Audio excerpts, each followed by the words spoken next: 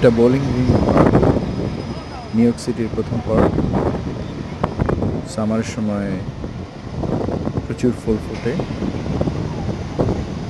প্রতি বছর ভিন্ন ভিন্ন ফুল এখানে লাগানো হয়। আমরা যেবার গিয়েছিলাম তখন টিউলিপ ছিল, এদিকটায় লাল রঙের, অন্যদিকে নানান রঙের টিউলিপ। খুব মনোরম একটা পরিবেশ,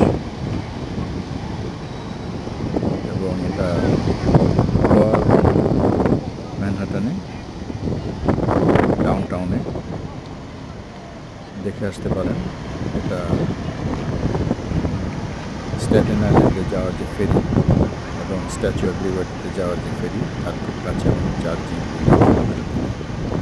এবং এখান থেকে ফ্রিডম টাওয়ার বেশ কাছে। যে অনেকগুলো জায়গা দেখতে পারেন।